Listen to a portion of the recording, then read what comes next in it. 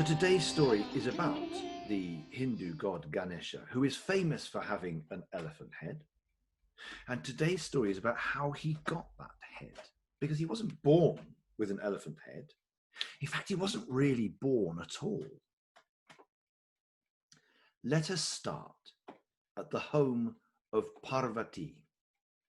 Now, she is the Hindu goddess of many things, of love and fertility and magic and power. And she also is the children of the Himalayas, or the Himalayas, as we often say in English. And if you don't know what the Himalayas are, or the Himalayas, there's the biggest mountain range in the world, having the biggest terrestrial mountain, Mount Everest, on it. And so the god of the Himalayas, the god of the Himalayas, was Parvati's father. Parvati is often seen as a very beautiful, wise, and clever young woman, and as a mother. She is married to the god Shiva. Now, Shiva is one of the most powerful of the Hindu gods. He's also known as the greater god. He is a creator god, but he is also a destroyer. You will know Shiva when you see him. He has long hair that is matted together. He has a crescent moon on his forehead. Sometimes he has a third eye, which can open on his forehead. He carries a trident, let's do it like that, a three-pointed spear, bladed spear, a long trident, three-pointed bladed spear, and he is often seen with his skin being blue.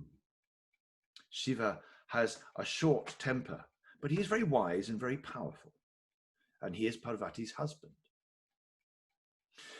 So we start outside Parvati and Shiva's home, their great hall, out in India. In India, where the weather is hot, it's always hot. Sometimes, and for most of the year, the sun beats down, but for some parts of the year, the rain pours down in the monsoons.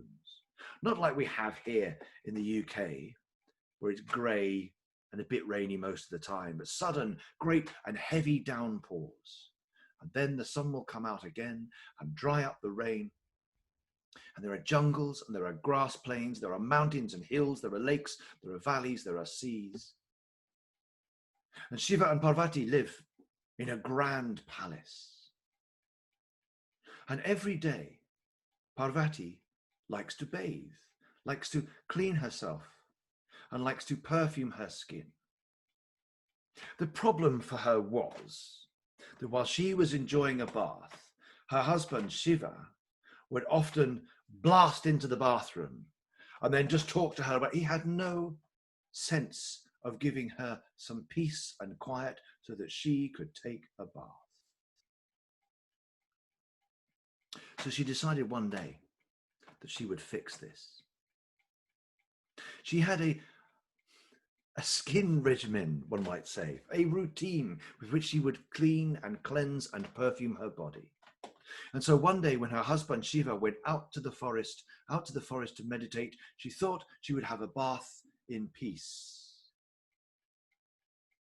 And so what she would do normally is she would get sandalwood, which is a type of wood, very fine grained, and it has a beautiful smell. You can sometimes have it made into incense, and you can burn the incense and you can smell that. But you can also grind it up and mix it with oils, as she used to like to do, and then spread it all over her skin. It's very good for your skin. It keeps your skin healthy and it perfumes your skin as well. So Parvati would prepare this. It would be ground up with oils and creams, and she would cover herself in this thick brown cream, which smelled wonderfully of the exotic scented sandalwood. She would leave that on her body until it started to dry out. The heat of her body and the heat of the sun would dry it out. And as it started to dry, she would take a flat-bladed wooden knife, not a sharp one, just like a palette knife, and she would scrape and peel off the clay-like sandalwood on her body. Normally that would just be taken away and disposed of, but today she decided that she would keep all that clay-like substance and she would add some water to it, And she took it, and in her hands she molded it and shaped it into the form of a boy. She was so pleased with the model of a boy that she had made, so lifelike and so beautiful, correct in all his proportions. He had a head and arms and legs and a body and eyes and nose and mouth and hair and all the other features that a body has. She was so enamored with it that she thought, I will bring this to life and he will be my son. And so with her magical powers, she breathed life into the clay figure made of sandalwood, and it became the size and height and proportions of a real boy. His skin took on the softness of a real boy. His hair was black and his eyes flickered open, big brown eyes, soft cheeks and a smiling face, and he looked up and recognized his mother. And she called her son Ganesha. Ganesha, now, I'm going to go and take a bath to wash off the sandalwood from my body. And I'm always being interrupted, she said. But I would like you to guard my house for me. Guard my bathing room. And make sure nobody enters so I may have some peace.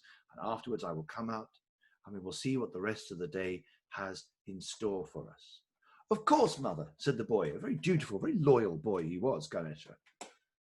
And as she went into her bathing room, the doors were closed, and Ganesha stood on guard outside with a stick.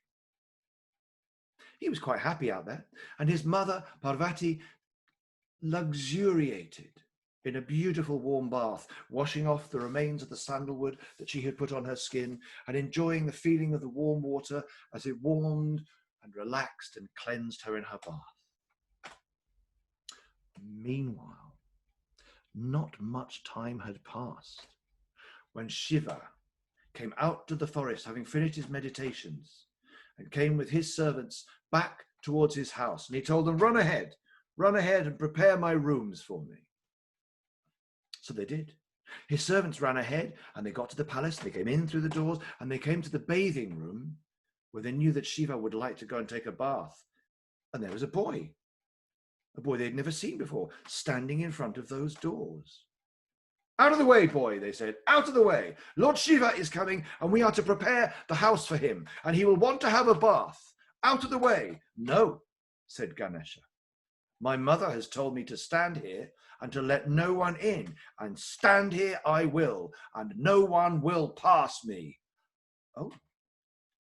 Well, the servants went up and they tried to move him, tried to push him out of the way. They thought he was just a boy and didn't realize, in fact, that he was a newly born god, that he was Ganesha, that he was Parvati's son, and he was filled with divine power. They could not move him, they could not shift him, and they could feel the power emanating from him. When Shiva arrived back at his home, back at his palace, he saw his servants standing outside, biting their fingers and wringing their hands. Oh, Lord Shiva, please don't be angry with us. Please don't be angry with us. Because Lord Shiva had quite a temper. And when you have a destroyer god who has quite a temper, that is something you want to watch out for. Please, oh, please, Shiva, please don't be angry with us. But, Lord Shiva, you see, there is a boy inside and he will not let us go through into the bathing room and we cannot move him. He is filled with such power. What? Said Shiva. Who is stopping you, my servants? He marched into the palace and marched in, and there indeed was a boy standing before the doors of the bathing room. Get out of the way, he cried. I will not, said the boy. My mother has told me to stand here and guard this place and to let no one pass, and stand here and guard it I will. Of course, he had never seen Shiva before. He didn't realize that this was Lord Shiva. Shiva, his mother Parvati's husband, and therefore his father. He'd never seen him before. And Shiva did not know that this boy was Parvati's son, that she had created him. And with Parvati being his wife, this son was also his son. This boy was his son. Get out of my way, he said. I will not, said the boy. What, you dare defy me, Lord Shiva, the greater god? And he swelled in size and became furious, and the crescent moon that was on his forehead began to glow. and the snake that lived in his hair came out and hissed. He was furious and swung his great trident, the trident which had 3 bladed points on top, swung it around his head in a great arcing wheel and cut the boy's head off. And the boy fell dead.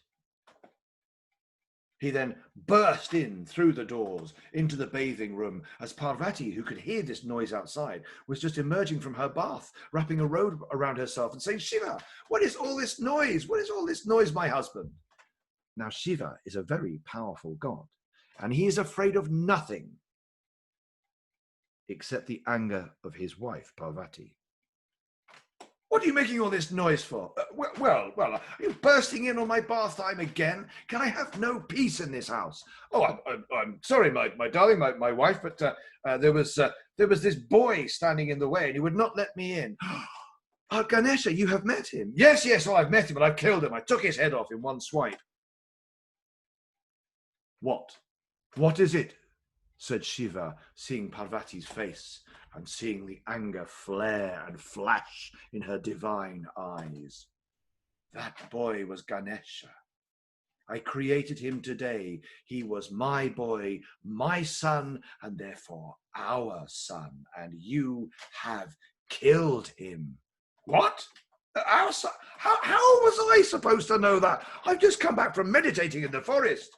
"Oh, have you?" said Parvati. "But you are Shiva, and you are the greater god. You should know these things." And Shiva was put to shame. "Perhaps I did act a little hastily," he said. "But I'll make it up. I will make things right. I will bring him back to life." "You'd better," said Parvati. And Shiva turned round and summoned his servants and said, Quick, go out from the palace and bring me the head of the first living thing that you encounter." "Yes, Lord Shiva, of course. They knew there was big trouble, an argument between the gods, between husband and wife gods, and the death of a child. Off they went, and they ran straight out of the palace and straight out into the grasses and straight out into the forest, and the first animal they met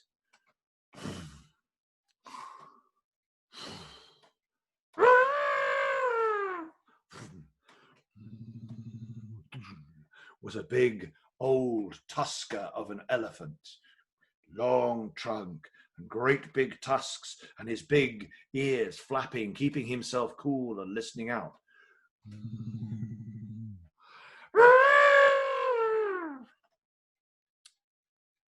Now they killed that elephant, and they took its head, and they took it back, and they gave it to Lord Shiva. And Shiva took the elephant's head and took the boy Ganesha's body and joined the elephant's head to the raw, bloody stump from where he had cut the boy's head off. And with his divine power, he joined the two. So the elephant would live on in the body of Ganesha, and Ganesha would now live once more with the head of an elephant. "Ah, Ganesha, forgive me," said Shiva. "I did not know that you were my son. I acted hastily, and also I must praise you. I must praise you for being loyal to your mother and being strong in the defense of her and in following her orders. And to make it up as your father, not only have I brought you back to life, but I grant you the wisdom of the ages. I grant you strength and kindness." "Thank you," said Ganesha, "and now it is nice to meet my father on friendly terms." And so Ganesha was brought back to life. And so he lived on as a god in the Hindu pantheon. And when Hindus want to pray to one of their gods, because there are a lot of gods in the Hindu belief, and they want somebody to help them, one of the gods to help them with preparation or wisdom or kindness, they often think of Ganesha. Because to think of Ganesha is to think of the god, but also to think of elephants, which are wise and have long memories, and their great ears are good for listening and good for listening out for when people need help.